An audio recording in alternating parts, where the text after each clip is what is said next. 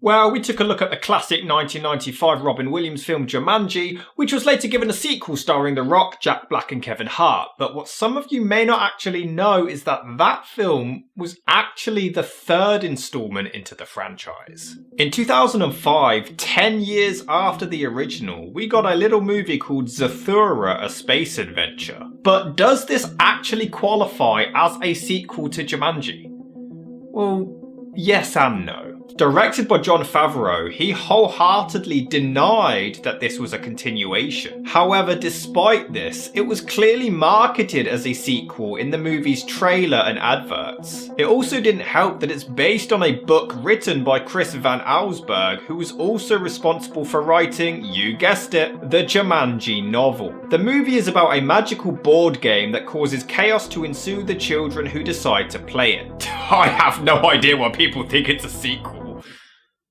Although now that I think about it, doesn't it really call into question the originality of the author when he's basically written the exact same story twice? There's nothing else we could do! But furthermore, the movie actually began its production fully intending to be a direct sequel. There were even rumours that Robin Williams himself was asked to reprise his role in this film, and he initially said yes until reading the script, which is when he passed on the project. However, the legitimacy of this claim is unclear. As production began and the script was completed, many of the production crew and special effects team from the original dropped out, and even the studio abandoned the planned Jumanji 2 project to adapt Zathura instead. So despite its original intention, it deviated from the initial plan, and the end result was a movie that was well received by some fans and critics, but didn't do particularly well at the box office. Possibly because of the bizarre marketing as a sequel to a film that it wasn't supposed to be a sequel for. To be fair, it does have a cool strong opening credit sequence which looks like a superhero comic book. It has a lot of excitement and gets you pumped up for the action. The movie follows Tim Robbins and his two children, Walter and his younger brother Danny. Naturally, Walter is great at everything while Danny always feels left out, like he's just not good enough. You're a very special kid.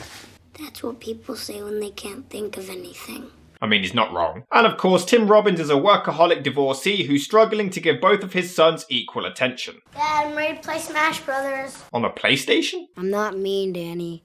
I'm in 4th grade. I have a girlfriend. Who? Fucking Pikachu? So they end up ruining some of Robin's work and he has to rush into the office to sort it, leaving their sister Lisa, played by Kristen Stewart, in charge. The thing is, I have to say, Stewart isn't actually that bad in this. I mean, other than her character being completely pointless. She's inserted so technically he isn't neglecting his kids by leaving them entirely alone, but other than that, she gets frozen for half the film to match her Twilight performance. But when she comes back, she doesn't affect the story at all. Take her out and nothing changes. But as far as her acting goes, she either gives none of the emotions. It's okay. You tried your hardest. We believe in you. Or all of them. You guys actually set the house on fire! What is that? What's going on? Where are we? Somebody please talk to me right now! There is no in between. The first 15 minutes of the film are just the same formula of Danny and Walter constantly fighting. We're supposed to sympathise with Danny, but he just brings most of this on himself. You'll be safe in here until Dad gets back. You're just jealous because Dad thinks I'm smarter than you! He kinda has it coming and he's just an annoying little douche. I don't even get it. He hides in a dumbwaiter and is then surprised when Walter lowers him down to the basement. I mean, his brother appears to be a serial killer, but other than that. Of course, the rest of the movie is a bonding experience with them becoming closer as brothers and being friends by the end of it, but it almost falls on deaf ears when you see and hear the awful stuff they do and say before they reconcile. We'd have all the time we wanted if Danny wasn't around. Danny's around. You're just jealous because Dad thinks I'm smarter than you! What do you mean everything was great until you came along? Everything's your fault! It's your fault Mom and Dad got divorced! Because I'm your brother. And that's what being a brother means. To be fair, their reconciliation is a really sweet moment as Walter promises to protect him, but there's not a whole lot of build up to it. The first 15 minutes are Walter and Danny arguing, and once the board game begins, it's, hey, we should stop playing, no, we have to finish it, over and over. I had issues with the original Jumanji repeating a lot of material towards the end, but other than these two examples, this film doesn't really do it. It manages to keep its material relatively fresh throughout, although Danny is beyond irritating. Your robot is defective. What does that mean? It means my robot's broken. We don't even have a robot. I hope you win. I don't care who wins. I was scared, but it's okay. He's gone, isn't he? How am I supposed to know? Hey, Not a baby. slow down. Yes, slow you down. are a baby. I'm not a baby. You're a baby. Everybody is a baby. 100%. You're a baby. Condoms! Come get your condoms, folks. Step right up. Prevent yourself from creating your very own Danny. Come get your condoms for the line! And whilst he's in the basement, he discovers a board game called Zathura. What's Zathura? Makes no sense because he can clearly read Zathura perfectly fine, but then for the rest of the movie, he's completely unable to read. Meat. Rest on standing astroturf. What's it say? He can't read. Consistent. Walter, this is so cool. Check this out. Looks like a cue card. The first turn of the game is a pretty cool moment. It leads to a meteor shower in the house, and it is really intense as they both realise that this is actually happening. But you are officially going to hell if you laugh at this part. Grandma! I'll see you there. It's weird. It only hit the living room. Yeah, that is the weird part. Not a meteor shower going on inside your house, but the fact that it only hit your living room. Wow. Outer space. No, it's just nighttime. I mean, considering your dad said it was 2 PM not too long ago. It's 2. Why aren't you surprised that it's somehow nighttime? And of course, they can somehow breathe in the atmosphere and aren't affected by the zero gravity. Unless they spit. It actually does look great and has a really charming magical feel to it. The film does have a lot of heart. That's what people say when they can't think of anything. They eventually wake up Lisa, who also believes it's nighttime and that she overslept, and instead of just showing her outside the window or to the front door, they try to show off the game's powers, but it doesn't work. Then she ends up frozen for 5 turns. My issue is just like the original. If they just take turns in quick succession, it would be over in minutes. Even more so this time because there's only 2 of them playing. They do have a funny moment building up to this terrifying giant robot, and then it turns out to be tiny. It's a slightly overused gag, but it leads to it growing while they bicker and shit gets real. The effects are great. Jon Favreau insisted on using practical effects, but they did add some CGI to make it look as real as possible. So the actors genuinely were there with the robot and later some alien creatures, and it all looks great. The effects definitely have improved since Jumanji. Oh well, they get stuck in some gravitational force being dragged towards another planet. But Jesus Christ, this is a lot darker than the original. People said Jumanji was too dark for kids. Danny is holding on for dear life. I must say, it's certainly a lot more daring than the original film. That's good.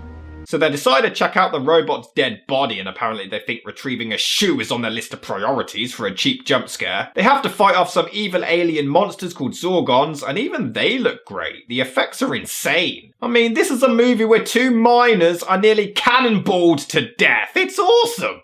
What? So they continue playing and they have to rescue a stranded astronaut. I have no idea how it would have made any sense, but if this were Alan Parrish from the original, I would have lost my mind. It is funny though, as they have this scary tension building up, only for him to then politely ring the doorbell. But it's not really rescuing. He's breaking and entering and then he rescues them.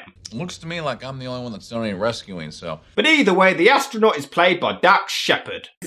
So apparently light and heat attracts the Zorgons, so they set fire to the sofa and kick it out into space for them to follow. I would question how the fire stays alight in space with no oxygen, but they can breathe in space, so who gives a shit? Or what about air? How long is it gonna last before he breathes it all up? Where you can breathe in space, I'm pretty sure you'll be fine. Somebody must have kicked the board. No, nobody kicked the board. You cheated. No, I didn't.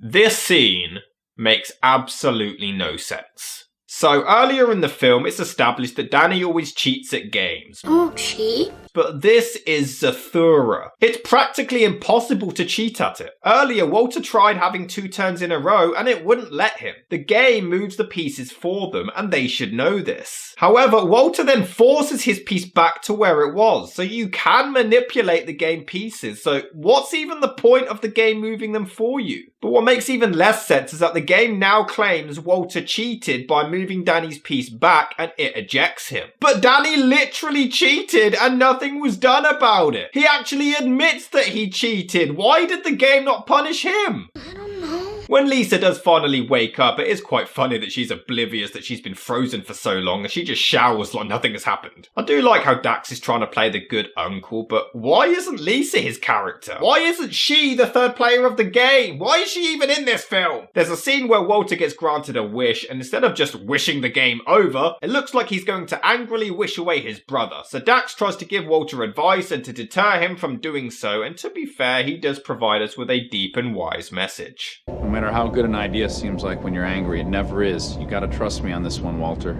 I played it with my own brother 15 years ago. You're a player?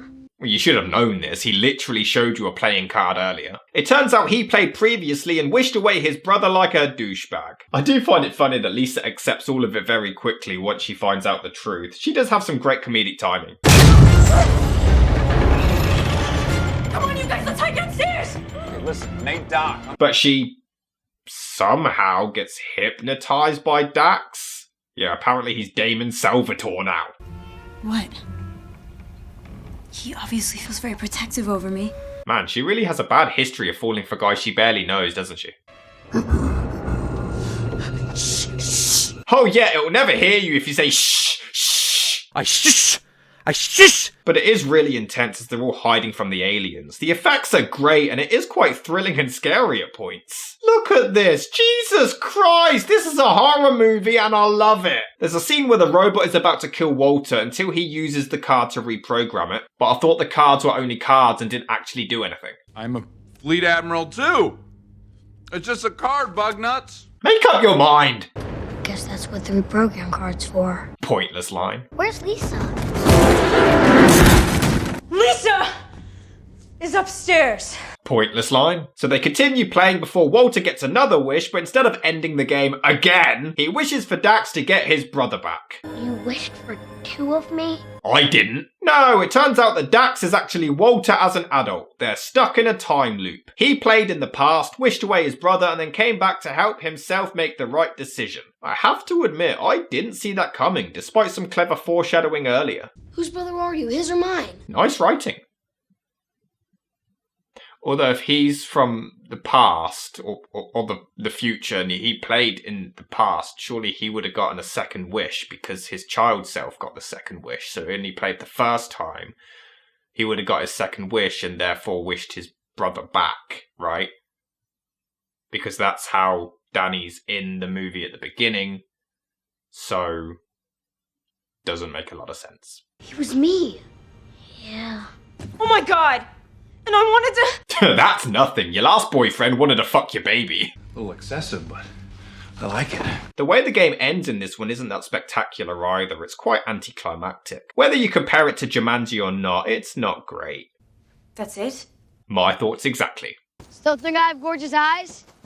Would you really even joke about your sister wanting to bang you? I have to say, this movie is actually pretty good. And in a way, I prefer it to the original. It's darker and a lot more daring. Jumanji repeated a lot of material towards the end, and although this does have some annoying parts of the same stuff, it's not nearly the same extent. It obviously lacks the memorable performance of Robin Williams, and still has an annoying child actor, but it's a great movie with great horror, action, and comedy. Honestly, whether you're a fan of Jumanji or not, Zathura is definitely one for you to check out. Condoms! Get your condoms, folks! Step right up! Fuck.